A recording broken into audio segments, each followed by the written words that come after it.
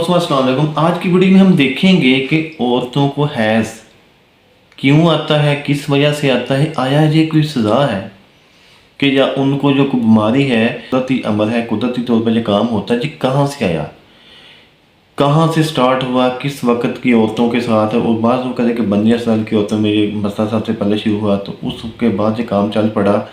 तो आइए हम इसको तफसील के साथ देखते हैं कि स्टार्टिंग में सबसे पहले कौन सी औरत को इस दुनिया में हैज़ आया और उसके बाद ये चलता आ रहा है और ये ख़त्म नहीं हुआ। तो आइए हम अपनी वीडियो में का हैज की आगाज़ करें। इब्तिदा कैसे हुई? क्या ये लड़कियों के लिए सजा है? क्या ये सच है कि हजरत हव्वा सलामुल्लाह अलैहा को सबसे पहले हैज आया जो अल्लाह की तरफ से उनके लिए सजा थी? क्या हैज की इब्तिदा बनी इसराइल से हुई? क्या बनी इसराइल से पहले औरतें हैज से पाक थीं? आज की वीडियो इंतहाई तहकीक के बाद बनाई जा रही है, जिसमें हम अपने नाजरीन को कुरान और हदीस और मुस्तनद रवायात से इन सब सवालात के जवाब देंगे। असल में इस मौजू पर बात करना इसलिए भी जरूरी है कि आजकल बहुत सी वीडियोस फैल रही हैं कि जिनमें गैर मुस्तनद रवायात पेश करके सादा मुसलमानों को गुमराह किया जा रहा है। ऐसी ही वीडियोस देखकर हम सब अपनी माँ हजरत हव्वा सलामुल्लाह अलैहा पर बुराई बांध देते हैं। आपसे इल्तमास है कि इस वीडियो को पूरा देखिएगा ताकि दोबारा कभी कोई भी आपको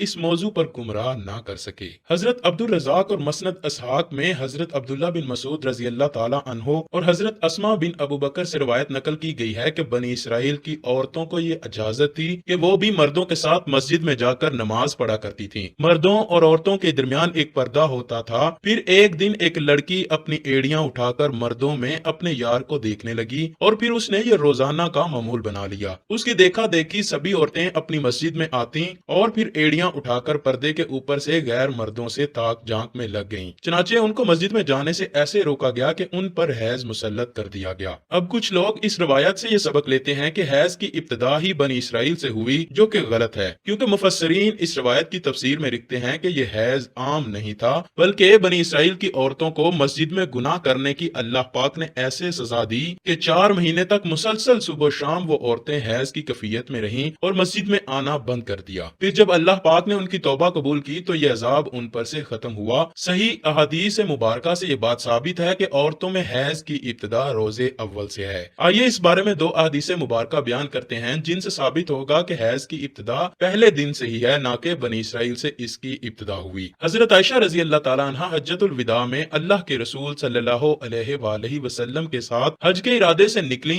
रास्ते में इन्हें हैज आ गया तो वही संदेशे से रोने लगी कि अब वो मनासिक हज अदा करने से महरूम हो जाएंगी। आप सल्लल्लाहु अलैहि वसल्लम को मालूम हुआ तो आपने उन्हें समझाते हुए फरमाया, ये ऐसी चीज है जिसे अल्लाह ताला ने औलादे आदम में औरतों के लिए लाजिम कर दिया है। इस हालत में तुम भी वही सब कुछ करो जो हाजी करता है, सिर्फ पाक होने तक बैतुल्लाह का तवाफ ना करना। बिल्कुल इसी तरह एक और हदीस हजरत उम्मे सलमा रजी अल्लाह ताला अन्हा से भी मरवी है। हजरत उम्मे सलमा रजी अल्लाह ताला अन्हा बयान करती हैं कि एक मौका पर रसूल अल्लाह सल्लल्लाहु अलैहि वसल्लम के पास थी कि मुझे हैज आने लगा। मैं वहां से उठ गई। आप सल्लल्लाहु अलैहि वसल्लम ने दरियाफ्त किया तो मैंने बताया कि मुझे हैज आने लगा है। आपने फरमाया, ये ऐसी चीज है जिसे अल्लाह ताला ने आदम की बेटियों पर लाजिम कर दिया है। इस मौजू पर इमाम बुखारी रहमतुल्लाह अलैह ने बुखारी शरीफ में एक बाब भी कायम किया है जिसका नाम हैज का आगाज कैसे हुआ है। इमाम बुखारी लिखते हैं कि हजूर अकरम सल्लल्लाहु अलैहि वसल्लम ने फरमाया, ये वो चीज है कि जिसे अल्लाह ने आदम की बेटियों पर लाजिम किया है। इमाम बुखारी मजीद लिखते हैं कि बाज लोग कहते हैं कि हैज का आगाज बनी इसराइल से हुआ, जबकि इस मामले में नबी करीम सल्लल्लाहु अलैहि वसल्लम का इरशाद ज्यादा मोतबर है। चूंकि हजूर ने फरमाया कि अल्लाह ने हैज को आदम की बेटियों पर लाजिम किया है, इसीलिए बनी इसराइल से पहले भी हजरत आदम की औलाद में हैज मौजूद था। अल्लामा इब्ने हजर अस्कलानी फतहुल बारी में भी यही साबित किया है कि हैज इब्तिदाए तख्लीक से औरतों को आता रहा है। अब बात करते हैं उन रवायात की कि जिनमें यह कहा जाता है कि हैज की इब्तिदा हजरत हव्वा से हुई और ऐसा बतूरे सजा हुआ। इमाम तिबरी रहमतुल्लाह अलैह सूरह बकरा की आयत नंबर 25 की तफसीर में हजरत अब्दुल रहमान बिन जैद रहमतुल्लाह अलैह की रवायत निकल करते हैं कि हजरत हव्वा को पहले हैज नहीं आता था। उनकी तख्लीक पाकीज़ा हुई, यहाँ तक कि उन्होंने अल्लाह की नाफरमानी की और ममनुआ फल खाया जिससे उनको जन्नत से निकाला गया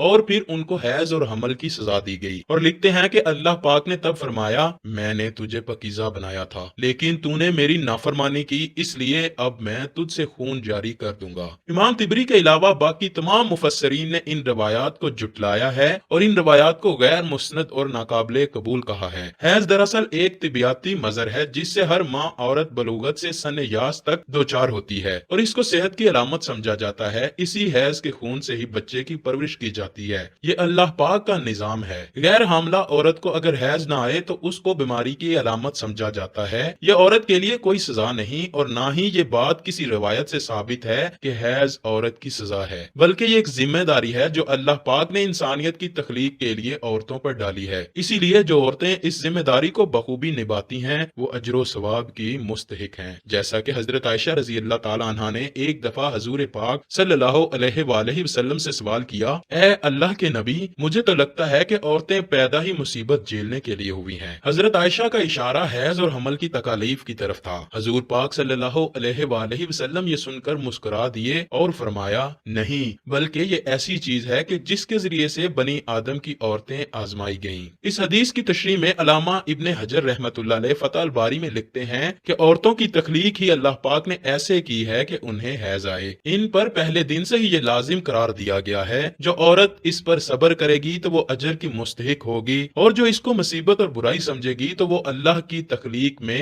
عیب نکالنے جیسے گناہ کی مرتکب ہوگی۔ امید ہے کہ اب آپ جان چکے ہوں گے کہ یہ عورتوں کی سزا نہیں اور نہ ہی اسے سزا کے طور پر حضرت حوا سلام اللہ علیہا پر مسلط کیا گیا، اور نہ ہی حیض بنی اسرائیل کی عورتوں سے شروع ہوا، بلکہ حیض و حمل تو اللہ پاک کی آزمائش ہیں عورتوں کے لیے، جن کا اللہ پاک بروز قیامت عورتوں کو اجر عطا فرمائے گا۔ اللہ پاک سے دعا ہے کہ تمام عورتوں کو صبر و استقامت کے ساتھ اس آزمائش پر پورا اترنے کی توفیق عطا فرمائے، ہم نیک اعمال کرتے رہیں اور برائیوں سے بچیں۔ اے اللہ پاک، اپنے پیارے حبیب صلی اللہ علیہ وآلہ وسلم اور ان کی آل پاک کے صدقے میں ہمارے گناہوں کو معاف فرما دے، اور بروز قیامت ہمیں ہمارے پیارے نبی حضرت محمد صلی اللہ علیہ وآلہ وسلم کی شفاعت نصیب فرمائے۔ میں ایک باب بھی قائم کیا ہے جس کا نام حیض کا آغاز کیسے ہوا۔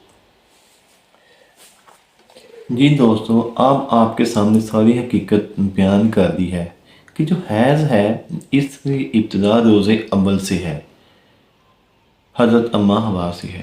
اس کے بعد آج تک حضرت آدم علیہ السلام کی بیٹیوں کو حیض آ رہا ہے۔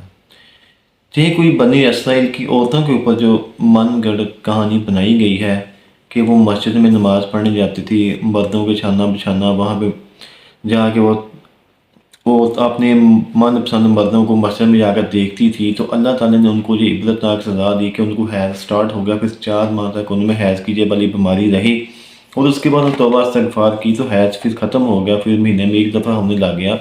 تو یہ سب چیزیں لوگوں نے بنا لی ہیں، ویڈیوز بنا لی ہیں، بنا کے شیئر کر دی ہیں، اور اسی وجہ سے لوگ گمراہ بھی ہو رہے ہیں۔ اس لیے اس چیز کو ڈیٹیل سے آپ نے اس ویڈیو کو دیکھا ہے، آپ اس کو لائک اینڈ شیئر لازمی کریں اور دوسروں کو بھی بتائیں کہ یہ کوئی ایسی بیماری نہیں ہے، یہ عورت کا ایک نیچرل عمل ہے جو اللہ تعالیٰ نے بنایا ہے، اور اس عمل کی وجہ سے بندے کو اولاد ہوتی ہے، عورتوں میں عمل ٹھہرتا ہے، ان کو اولاد پیدا ہوتی ہے۔ تو یہ کام جو ہے یہ قدرتی عمل ہے، قدرتی عمل کے اندر کوئی رکاوٹ نہیں بنانی چاہیے، اور بانی بھی نہیں سکتی، یہ اللہ تعالیٰ کے اختیار میں، ہم اس کے بارے میں کچھ بھی نہیں کر سکتے، صرف وسوسے پیدا کر سکتے ہیں۔ جیسے شیطان انسان کو گمراہ کرتا ہے، ایسے لوگ بھی ایک دوسرے کو گمراہ کر رہے ہیں، باتیں سن رہے ہیں اور باتوں کو آگے پھیلا رہے ہیں۔ تو اللہ تعالیٰ سے دعا کہ اللہ تعالیٰ ہمیں ایسے جھوٹے قسم کے وسوسوں سے بچائے، اور ہمیں ایک لا علمی کی وجہ سے اتنی ساری جو چیزیں پیدا ہو جاتی ہیں ان سے بھی بتائے کہ ہمیں علم نہیں ہوتا، وہ بھی باتیں کر جاتی ہیں، اور اس لیے اللہ تعالیٰ ہم ان چیزوں سے بھی بچائے۔ آمین ثم آمین۔